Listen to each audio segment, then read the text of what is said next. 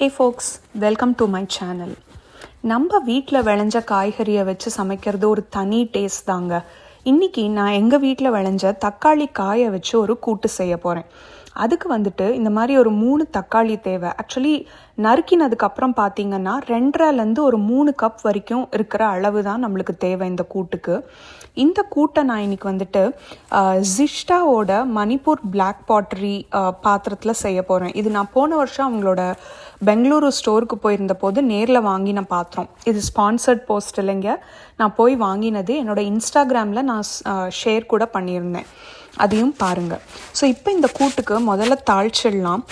2 teaspoon எண்ணெய் சேர்த்து அதில் கடுகு, 1/2 டீஸ்பூன் கடுகு, 1/2 டீஸ்பூன் உளுந்து, 1/2 டீஸ்பூன் கடலைப்பருப்பு, கொஞ்சம் பெருங்காயம், இதை சேர்த்து நல்லா கடுகு பொரியிற வரைக்கும் வெயிட் பண்ணுங்கள். அதுக்கப்புறமா வந்துட்டு நம்ம நறுக்கின இந்த தக்காளியை சேர்த்துடலாம்.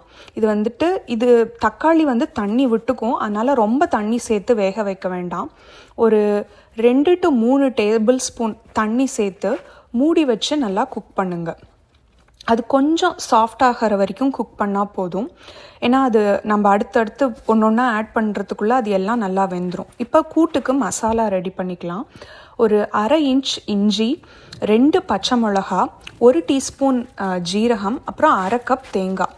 இதை ஒரு 1/4 கப் தண்ணி ஊற்றி நல்லா அரைச்சி எடுத்துக்கோங்க. நான் ஏற்கனவே ப்ரெஷர் குக்கரில் பாசிப்பருப்பை வேக வச்சு எடுத்துட்டேன். நான் 1/3 கப் பாசிப்பருப்புக்கு டபுள் த அமௌண்ட் வாட்டர் வச்சு கொஞ்சம் மஞ்சப்பொடியும் சேர்த்து வேக வச்சுருந்தேன். அதையும் நல்லா மசிச்சு வச்சுக்கோங்க. இப்போ நம்மளோட தக்காளி வெந்துருச்சு. கொஞ்சம் ஒரு சில காயை மசிச்சு விட்டுக்கோங்க. ஏன்னா அப்போ தான் உங்களுக்கு அந்த கூட்டு ரொம்ப முஷியாகவும் இருக்காது, அதே சமயம் ரொம்ப கடுக்கடுக்குன்னு இருக்காது. தேவையான அளவு உப்பு சேர்த்துக்கோங்க. நான் கொஞ்சம் 1.5 டீஸ்பூனுக்கு கொஞ்சம் ஜாஸ்தியாக போட்டிருக்கேன் நான்.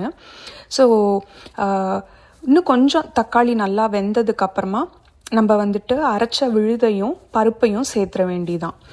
ஸோ நீங்கள் பார்த்தீங்கனாலே தெரியும், தக்காளி நல்லா தண்ணி விட்டுட்டே இருக்குது. அதனால் நீங்கள் தண்ணி உங்களோட கன்சிஸ்டன்சிக்கு ஏற்ற மாதிரி விட்டுக்கோங்க. உங்களுக்கு திக்கான கூட்டு வேணும்னா நீங்கள் எக்ஸ்ட்ராவாக தண்ணி சேர்க்க வேண்டாம், இல்லைன்னா சேர்த்துக்கோங்க. ஸோ இப்போ நம்ம அரைச்ச விழுது, அந்த தேங்காய் விழுது ப்ளஸ் பாசிப்பருப்பையும் சேர்த்து நல்லா மிக்ஸ் பண்ணி விட்டுட்டு ஒரு கொதி விட்டுடுங்க. இந்த கூட்டுக்கு ஹைலைட் என்னென்னா, நான் டுவர்ட்ஸ் தி எண்ட் நான் வெங்காயத்தை வதக்கி சேர்ப்பேன். அது ஆக்சுவலி ஒரு நல்ல ஃப்ளேவர் கொடுக்கும். நீங்கள் இந்த கூட்டை சப்பாத்திக்கும் தொட்டுட்டு சாப்பிட்லாம், ரொம்ப நல்லாயிருக்கும். ஆக்சுவலி நான் இதில் கொத்தமல்லி எதுவும் சேர்க்கலை, நீங்கள் சேர்த்துக்கலாம்.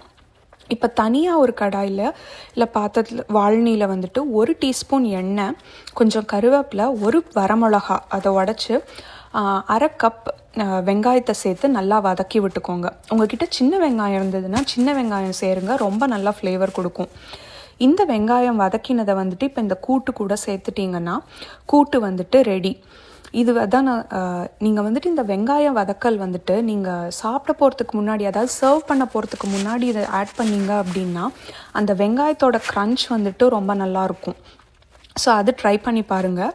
அண்ட் இந்த கூட்டு ரைஸ் கூடயும் நல்லாயிருக்கும், சப்பாத்தி கூடயும் நல்லாயிருக்கும். ட்ரை பண்ணி பார்த்துட்டு எப்படி இருந்ததுன்னு சொல்லுங்கள். என்னோடய பிளாகில் இன்னும் நிறைய ரெசிபீஸ் இருக்குது, செக் அவுட் பண்ணி பாருங்கள். தேங்க்யூ.